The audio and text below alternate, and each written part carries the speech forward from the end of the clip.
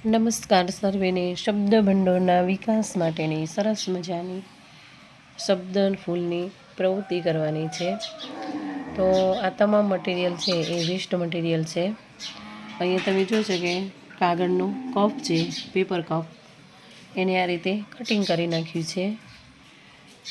કાગળની સ્ટીક છે અને જે નકામું પાઠ્યપુસ્તક હોય તેના શબ્દો છે. અને આ પણ પાઠ્યપુસ્તકનું પૂઠું છે. તો નકામા વેસ્ટ મટીરિયલનો ઉપયોગ કરી અને સરસ મજાનું શબ્દ ફૂલ બનાવેલું છે. બાળકો શબ્દો લખી શકે, વાંચી શકે. વાંચન લેખનની પ્રવૃત્તિ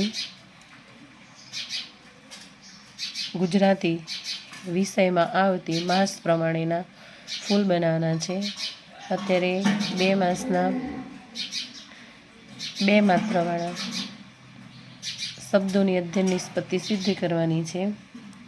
તો અત્યાર સુધી જેટલા મૂળાક્ષર શીખી ગયા છે એ તમામ મૂળાક્ષરનો ઉપયોગ કરી અને આ રીતે આપણે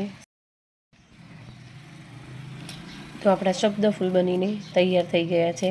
આ રીતે હાથમાં લઈને પણ દીકરીઓ લખી શકે, ગોળ ગોળ ફેરવીને. આ રીતે તો શબ્દ ફૂલ બનાવવાનો વિચાર આજે સોમવારના દિવસે જ મને અત્યારે જ આવ્યો અને મેં એનો અમલમાં મૂકી દીધો છે. હવે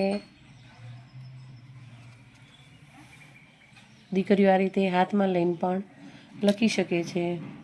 તો વેસ્ટ મટીરિયલનો બેસ્ટ ઉપયોગ અને શબ્દ ભંડોળ માટે દીકરીઓ નવા નવા શબ્દો પોતાની જાતે વાંચી શકે છે અને લખી શકે છે.